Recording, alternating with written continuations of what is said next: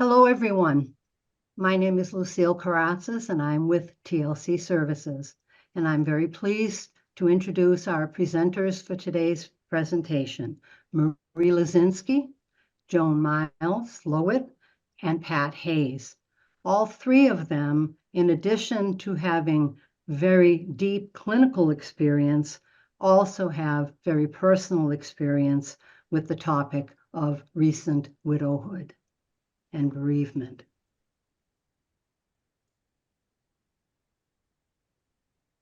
We're going to begin by having Joan Miles Lowitt talk to us about her experience. Grieving is considered to be a normal response to the loss of a loved one. Well, nothing felt normal to me about grieving. There were many feelings, which I will discuss. We cannot, unfortunately, unexperience relationships. We cannot unexperience the loss of a loved one. Who passed away? What was your relationship to that person? How were you doing at the moment? How are you doing today? I lost my husband 7.5 years ago, and he was, for lack of a better word, he was ill for between 6 to 8 years. How can I say that? Because I did not know then, nor do I know now, what the cause of his death was. We traveled to New York, to Boston, the Mayo Clinic 5 times. The last visit to the Mayo Clinic, there was no longer a vibrant, handsome, witty man. He was just a crumbled up being in a wheelchair, not even able to speak to the doctors. And the doctor said to me, well, this is your 5th visit. Go home, see what happens, come back in a year. Well, I'm sure you know the end to that. We came back to the Villages. Nothing had really changed with him, but he did get pneumonia, which I was told is considered by nurses and doctors old people's disease, and that's the ultimate cause of death. So he was in the hospital 9 days.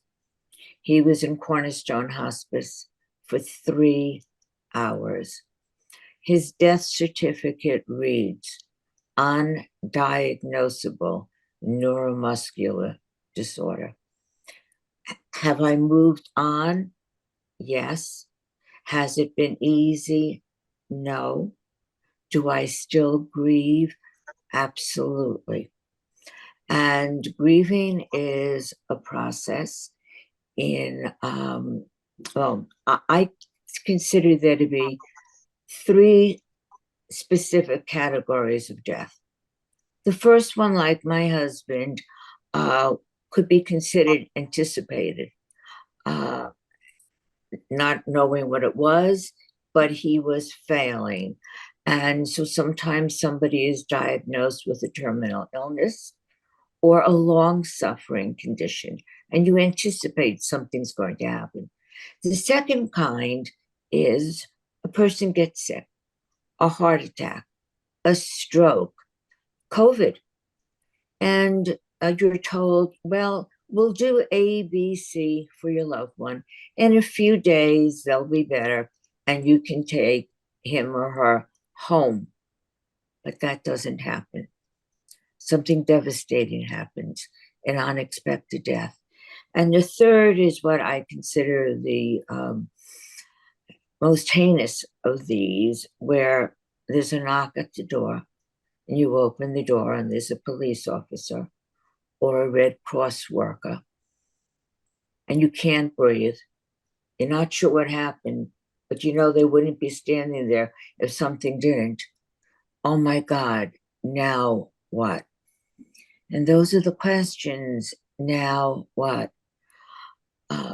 In 1969, Elizabeth Kubler-Ross came out with the first edition of her book, describing 5 stages of grief: denial, anger, bargaining, depression, and then acceptance. What we came to learn is that one does not move from one to the next and you're finished. These are linear. It's like doing a foxtrot. Step 1 foot forward, step 1 foot to the side, step 1 foot back, 1 foot to the other side as you move through these stages. After time, a 6th stage considered integration was named. The late Rabbi Harold Kushner, who wrote a book called Why Bad Things Happen to Good People, describing the loss of his 14-year-old son to progeria, the aging disease. When his son David passed away, he was not 3 feet tall at age 14. He was not 3 feet tall, nor did he weigh 25 pounds. And people said to the rabbi, "Why you? Why him? Why your family?" The rabbi's response was, "Why not? Why not me? Why not him? Why not my family?" None of us are excluded from this moment in time when our whole life changes, when you can't take that breath. After burying my husband in New York, I returned home to the Villages 2 weeks later. And perhaps you have felt something similar. I unlocked the door, and before I could step into the house, I felt as though there was a division now. Half of my body was no longer connected. What wasn't connected was my husband. I felt him, but he wasn't there. Many people describe this as an analogy to a phantom limb, a limb being amputated. It's not there, but you go on feeling as though it is. And if you've been in a relationship, a marriage, a commitment, we say words like, "till death do us part," but we don't think that's ever going to happen to us. That happens to somebody else. But it does happen. And then what? So a lot more is going to be said after I finish speaking. But what do you do immediately? Well, living in the Villages, and tongue in cheek here, we are all supposed to be of a certain age and hopefully are knowledgeable enough to, if not have a will, at least know the wishes of our loved one. It is best to get the counsel of a licensed in your state elder care attorney. Maybe some things were put in place already. Maybe funeral plans were made and paid for, internment, cremation, stone. What does the person want? Do we even know? People say, "I don't know. I wasn't ready for this." Are we ever ready? No. So a good attorney, a good funeral director can also direct you. Immediately, should you have a safe deposit box, go and empty it. Say nothing to anybody in the bank that there has been a death. IRS will get in touch with them soon enough, and that safe deposit box and perhaps some of your accounts will put on hold. So it's best to go open an account in your name, move money, speak to a financial advisor if you have one. Be prepared. If your spouse was in the military, you need discharge papers. You need birth certificates. You need titles to cars. You need the deed to your house. You need a driver's license, Medicare, Medicaid cards. I'm sure there are a whole lot more. Any other deeds to any property that could be jointly owned or individually owned. And then you need to breathe, and you need to get whatever help, support, whether it be a bereavement group in your church or synagogue, or the funeral homes sometimes have bereavement groups, one-on-one counseling, which TLC provides, group counseling, or going to see a private psychotherapist. I have been licensed for 40 years and have worked in New York, Arizona, and now here in Florida. And without ever planning, it seems that grief counseling has become my thing. So you need to be kind to yourself. You need to listen to your body. And I will end before I give this over to Maria Lazinski and then Pat Hayes. I'm going to read a quote, A. Milne, from Winnie the Pooh. You are braver than you believe, stronger than you seem, and smarter than you think. Thank you. Thank you, Joan. That was beautiful. It was really inspiring and so much information that everybody needs to know about. Thank you for that. I'm Marie Lazinski.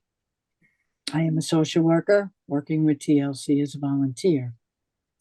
Thinking back from October 29th, 2020 till today, I can still see Walter Lazinski, my husband, lying in that hospital bed. That was with his hand outstretched after his stroke. Well, he had COVID first, then he had the stroke. As if it were just yesterday. To me, it was for the last time I would see him move. That hand that I had held so many times, that voice I longed to hear just one more time. More memories of a full life with love, excitement, and laughter. How do I go on, you might ask? I go on with pride. I go on with purpose, not broken, but energized to carry on and make Walter look down from heaven and say to me, keep on going, kid, you're doing great. Yes, I miss Walter like crazy. I talk to him every day. And not only that, but the dog, our dog, looks up to him and she's listening to him. When you lose the love of your life after 56 years, you have to put on your big girl pants and go on. I remember the song when I was graduating from high school. Go on with hope in your heart. Though your dreams be tossed and blown, go on, and you will never walk alone. So I keep on dreaming one day at a time. You have to walk through all the pain and loss to get to the other side. Fight through those immense battles, those challenges, and learn to roll with the punches and face those emotions, the highs and the lows of the new life, facing every situation you discover. And to discover your truth, it will help to bring about the realization and the strength to continue with a happy, constructive life. The attributes you seek exist within you, just waiting for you to walk down that path, radiating and growing. Acceptance, that's the hardest part of anything, no matter what you do. Acceptance of what has happened to your loved one. Tomorrow would be Walter's 84th birthday. I will remember it with love and go on. And that is all for now. Thank you so much for listening. And Pat, I invite you to share your wonderful intake.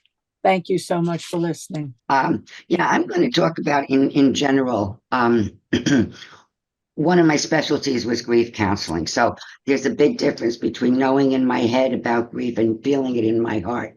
My husband, Denny, died 1 year ago, the 20th of this month. And nothing seems to be too much better. But I want to start. Lou, would you put up the first slide? This is called Manifestations of Normal Grief. There we go. I just want you to look at them quickly to see how many of these are you experiencing if you have been widowed. I'm sure just about all of them. I certainly have. Just about every one of them. I would add two other things to that. To the feeling level, I would write fear. Fear is another very common feeling, and the feeling of being unsafe. All right.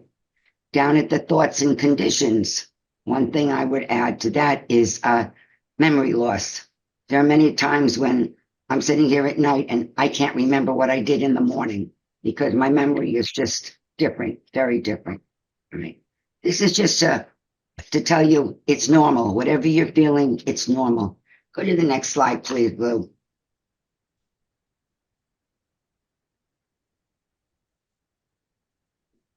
All right. Tasks of grief. Joan talked about Kubler-Ross about stages of grief. I never have found, most people think that that's very helpful. I never have. I found stages of grief. You're in and out, as Joan said, you're in and out of these stages in a matter of 5 minutes. You can do all 3 stages, well, all 5 stages at the same time. So I always prefer to look at this as tasks of grief. And the very first task of grief is to overcome denial and accept the reality of the loss. Now, for those of you who are not trained in mental health, what is denial? Denial is an unconscious process. We're not aware of it, but our brain has developed. I'll give you an example. I started going out with my Denny. I was 14, right? Just dating him at that time. And I got married right after I finished college, really quick. And I've been married to him for 57 years now. In that amount of time, my brain has developed all my values, all my personality traits, all my likes and dislikes, my choices, everything about me, all right, with him in mind.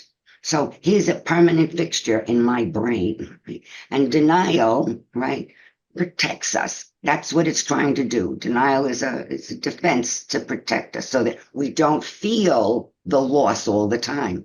So it just keeps replaying what it already knows, all right? Now, how do we overcome denial? We have to talk about it. We have to journal, all right? You got to get those things out. Number one, you have to give yourself permission to grieve.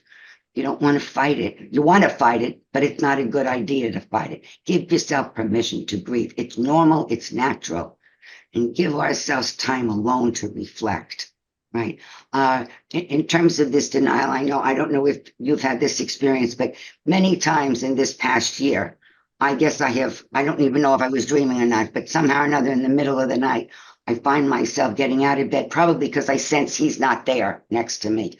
And I get up out of bed saying, oh, where is he? Where is he? And I walk out of the room. And as soon as I walk out of the room, it said, duh, he's dead, right? My mind doesn't know that yet, all right? That's the denial part. So I'm sure I was dreaming that he was still alive.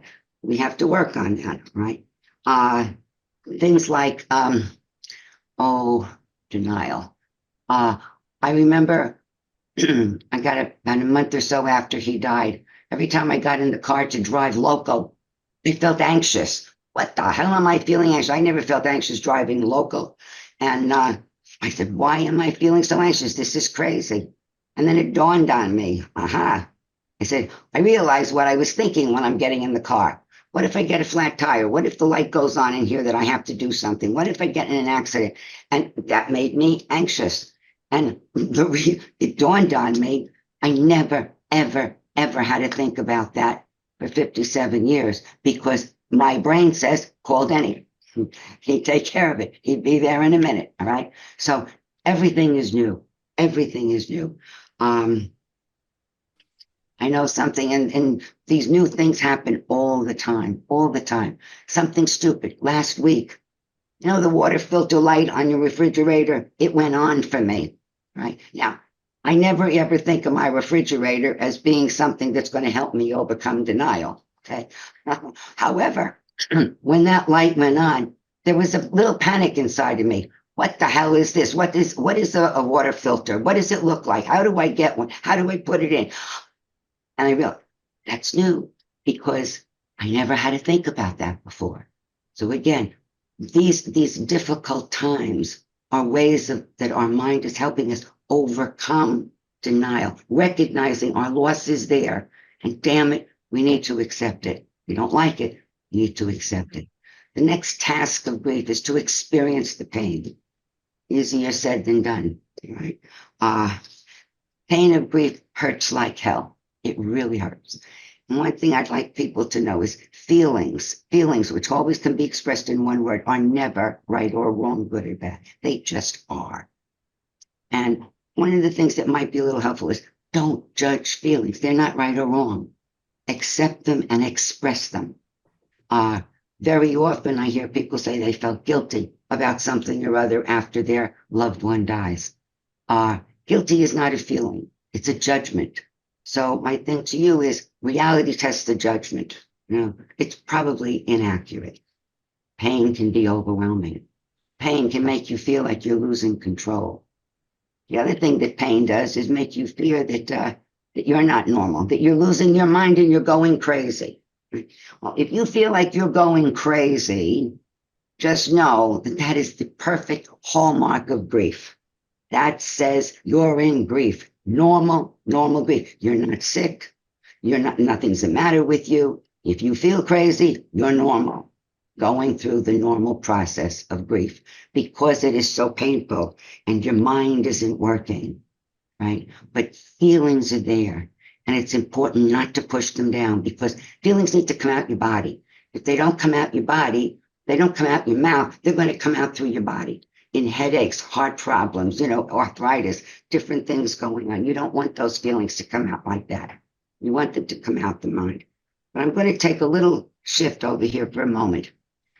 Talking about your feelings is very important. That's one of the ways that we can get our feelings out, right? However, I hear so many times when you're talking to people who care about you, who love you, your neighbors, your friends, your family, all right?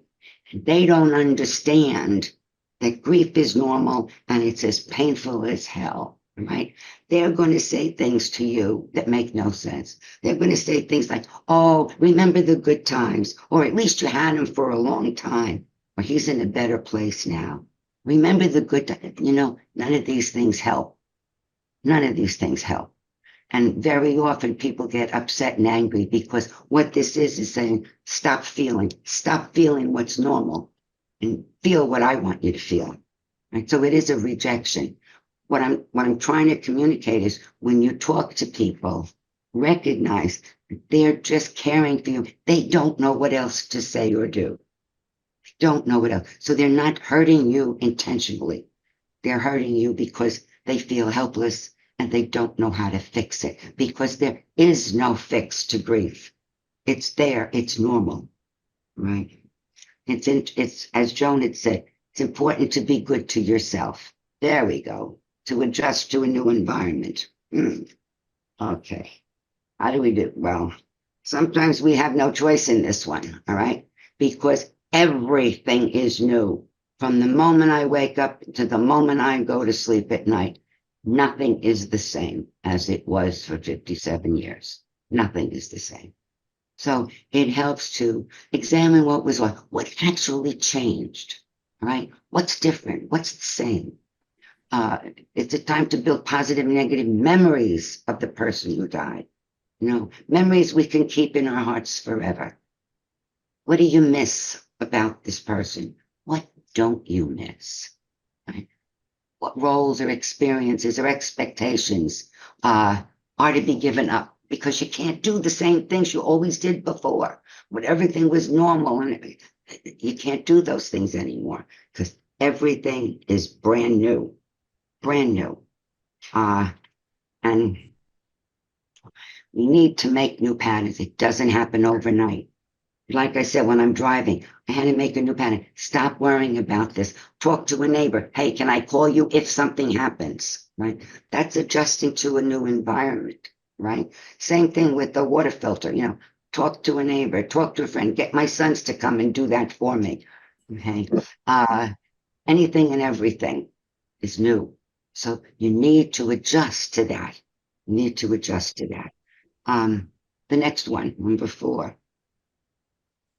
Withdraw emotional energy from that which is lost and reinvest it in something else. Well, it's a whole lot easier to hold on to our past than to move on. And anger and sadness act as glue, right? And again, how do we withdraw emotional energy and reinvest it? Well, again, talking about this is very helpful, which is why being into some grief groups can be very helpful to many people. If you have a friend or a colleague or somebody who can understand you, or if they don't understand and they're telling you these things like platitudes that they don't understand, teach them. Say, this is not helpful to me. All I need you to do is listen to me. All I need you to do is listen to me, right? But talking, it helps, right? Yeah. And we realize that we are we are dependent on our past, right? That's what's going on. I'm finding out how dependent I am on my past to go forward. And that doesn't help. That doesn't help me depending on my past. I need to do something new. Okay. Withdraw emotional energy. There's several ways to withdraw to get those feelings out of our body. Sometimes exercising can help. Talking is the best way. Breathing and exhaling. Breathing in slow and exhaling slow. Supposedly, that kind of stops either the hormones or the whatever it is in your brain from getting you anxious, right? So taking a little breathing exercise, that can help you. It can also help by thinking about your future. I know many times I'm looking at my future and say, it stinks. I don't want it. I just want to go back to where it was. I want Denny here with me all the time. And that doesn't help me adjust. It doesn't help me withdraw emotional energy. So I need to kind of be kind to myself and allow myself to think of something positive. Who do I want to be in the future? Who do I want to be? Who do I think I can be? I can be anything I choose to be, but I'm going to have to work on it. Right? Yeah. And when we do decide if we're thinking positive, we have to work to become that future. That's what that withdrawing emotional and reinvesting our time and energy into becoming something new. The last task of grief is to form a new identity and move on. Wow. I know in many ways I've said this past year, I don't know who I am. I feel like a different person. I don't feel like me. I feel like I lost me, myself, and I'm not there anymore. I'm not the me I always was, because the me I always was always had Denny with me, always had Denny in my mind and my heart, right? So we're alone. We're alone right now. And it's important. I'm still in existence, right? I'm still existing. And I need to figure out, who am I alone? It's hard. It's hard. Grief hurts. Grief hurts. Now, these tasks, all right? Some people can go through all of these tasks in 6 months when somebody they love died. Other people, it takes them 6 years or 10 years to get through these things, right? Doesn't mean this is what you have to do. It's saying grief is so normal. It's so natural, but it sucks. It stinks. It hurts like hell, all right?